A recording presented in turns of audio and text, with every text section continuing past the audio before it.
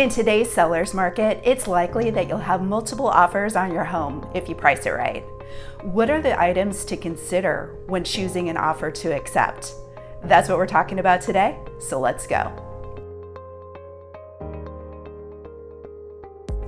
Hi everyone, and welcome back to my channel. I'm Bryn Cook, and I'm a real estate agent here in Eugene, Oregon. Today, we're discussing what factors to consider when reviewing multiple offers when selling your home. The majority of sellers that I work with are over the moon when they receive multiple offers on a home that they're selling.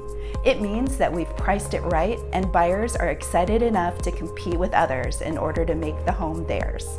But that elation could quickly turn into overwhelm if the offers aren't presented and reviewed in a systematic way. It's important to have all of the information clearly outlined when making the decision.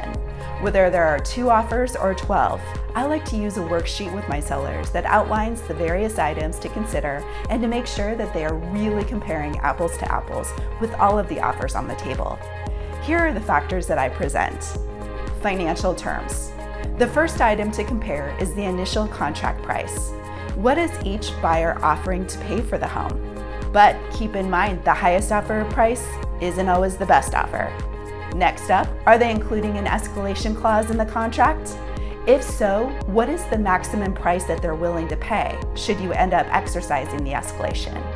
If you need more information on what an escalation clause is, I did a video about it that you can find in the eye above, and I'll also link it in the description box down below. It's also good to know how much earnest money the buyer will deposit should you accept their offer. The amount and the terms can vary depending on how badly they want their offer accepted. Is it more than the standard 1%? Is it non-refundable? A non-refundable earnest money deposit typically means that they are serious about your home, and they are less likely to walk away during the transaction. Next up, seller concessions. Are they asking for you as the seller to provide credit toward their closing costs? If so, that affects your bottom line and what you walk away with from the deal at the end of the day. A huge factor to consider is the terms of each offer. Are they paying cash or getting a loan? It's true that cash is king, and if you get an all-cash offer, that is a win.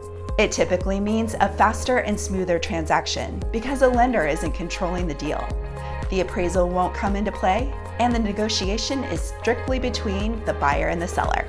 If the offer requires a loan, how much is their down payment? What kind of loan program is it? Loans backed by the government, such as FHA, VA, or USDA with low down payments are stricter in reviewing the property as compared to conventional loans with a big down payment. Those details matter. If there's a lender involved in the deal, is there a pre-approval letter included? A pre-approval letter means that the buyer has been qualified and is ready to move forward on the deal.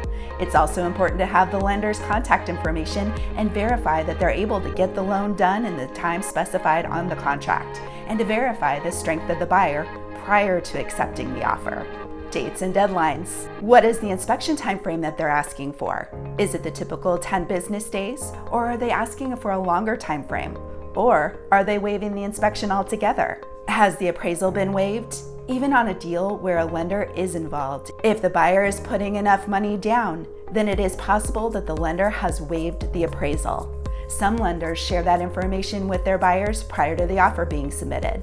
That can really strengthen the offer and ensure that the seller gets top dollar.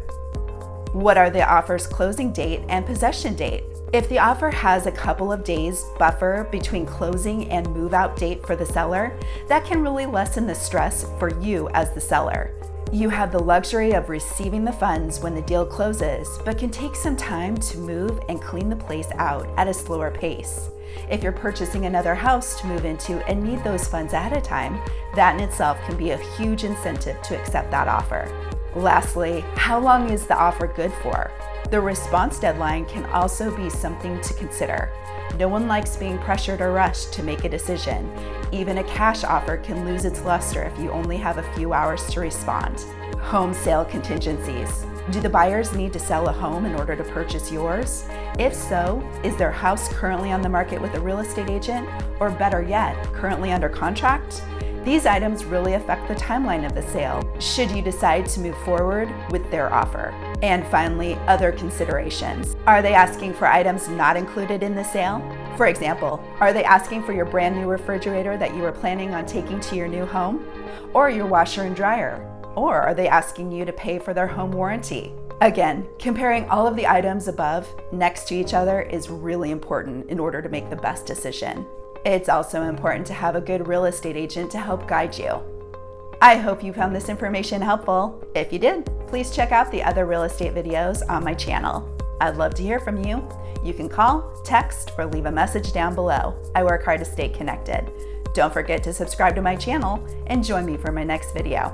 Thanks so much for watching.